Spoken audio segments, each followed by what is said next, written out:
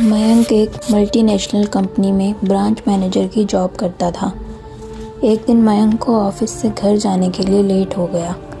सर्दी के मौसम होने के कारण रात भी जल्दी हो गई थी।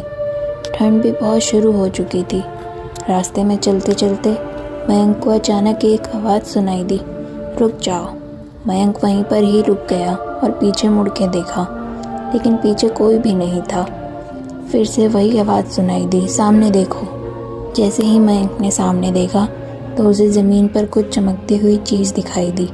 मयंक दौड़ के उस चीज़ के पास गया और देखा तो वह कोई साधारण चीज़ नहीं थी, बल्कि एक चमकता हुआ हीरा था। उसने वह हीरा अपने हाथ में लिया। उसकी चमक देखकर मयंक की खुशी का पार ना रहा, लेकिन मयंक को कहाँ पता था कि यह कोई साधारण नहीं बल्कि एक मायावी हीरा है।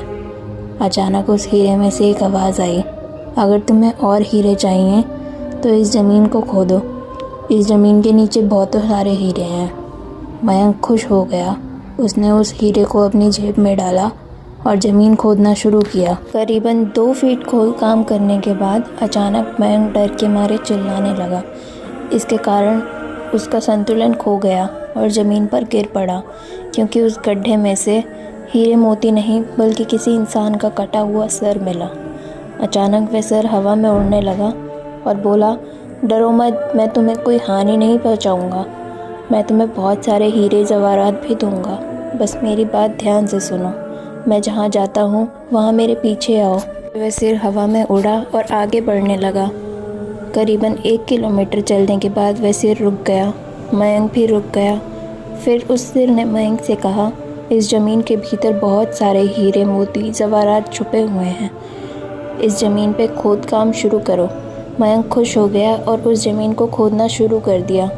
खोदते खोदते उस ज़मीन के नीचे हीरा मोती तो नहीं मिले, बल्कि उस सिर का कटा हुआ धड़ मिला। उस सिर ने कहा, अब तुम्हें एक आखिरी काम करना है, उसके बाद मैं तुम्हें माला माल कर दूंगा। तुम्हें कहीं से भी एक लोटा खून लाना होगा। मयंक ने बोला, 1 लोटा खून? पर मैं 1 लोटा खून कहाँ से लाऊंगा? उस सिर ने कहा, चलो मेरे साथ। वो डरावना चेहरा मयंक को साथ लेकर थोड़ी दूर पे गया। वहाँ से एक इंसान को जाते हुए देखा तो वो सिर बोला, उस इंसान को मारकर उसका खून ले आओ। मयंक डर गया और बोला, नहीं नहीं, ये मुझसे नहीं होगा, मैं ये नहीं कर पाऊँगा। फिर उस सिर ने मयंक से कहा, अगर तुमने यह काम नहीं किया तो मैं तुझे बहुत बड़ी मुसीबत में डाल दूँगा। फिर तुम्हारी पूरी ज़िंदगी नर्क बन जाएगी। मयंक ने हाथ जोड़कर उससे कहा, मुझे माफ़ कर दो। अगर मैंने उसे मारा तो मुझे पुलिस गिरफ्तार कर लेगी और मुझे जेल जाना पड़ेगा। उस सिर ने अपने तंत्र मंत्र की शक्ति से एक छुरी और लोटा प्रकट किया और उससे गुस्से से बोला, अगर तुम मेरा यह काम नहीं करोगे तो मैं तुम्हारे पूरे परिवार को मौत के घाट उतार दूँगा। मयंक ने मजबूरी में आकर उस आदमी को मार डाला और उसका खून लेकर उस सिर के पास गया। वो सिर खून को देखकर बहुत खुश हुआ और बोला, यह खून मेरे शरीर पर डाल दे। उस सिर के कहने पर मयंक ने खून को उसके शरीर पर डाल दिया। फिर कुछ ही देर में वो कटा हुआ सिर उस शरीर पे जुड़ गया। यह सब देखकर मयंक की हालत अब ख़राब होने लगी। वो उस भूत को देखकर काफ़ी डर गया। जैसे ही वो भूत जिंदा हुआ तो ज़ोर ज़ोर से हंसने लगा। डरावनी आवाज़ में बोला, तुमने बहुत बड़ी गलती कर दी कि तुमने मुझे फिर से ज़िंदा कर दिया। अब मैं सिर्फ तुम्हें ही नहीं बल्कि इस पूरे शहर को मौत के घाट उतार दूंगा। डर के मारे मयंक के मुंह से आवाज़ भी नहीं निकल रही थी।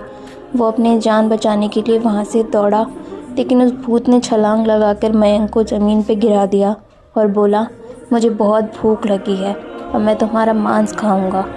जैसे ही इस भूत ने मांस खाने के लिए आगे बढ़ा कि तुरंत ही उसका सिर धड़ से फिर से अलग हो गया। मयंक समझ ही नहीं पाया कि आखिर यह चमत्कार हुआ कैसे। जब मयंक ने पीछे मुड़कर देखा तो एक अघोरी बाबा खड़े थे। उस अघोरी बाबा ने कहा, जब तुम उस आदमी को मारकर उसका खून ले जा रहे थे तभी मैंने देख लिया था और समझ गया कि कुछ तो बुरा होने वाला है। इसीलिए मैं तुम्हारे पीछे पीछे यहाँ तक चला आया और मैंने अपनी मंत्र की शक्ति से उस भूत को फिर से मार डाला। अब तुम निश्चित होकर अपने घर जाओ। अब तुम पर कोई खतरा नहीं है। आज भी मयंक उस बात को याद करता है तो उसकी रूह तक कांपने लगती है।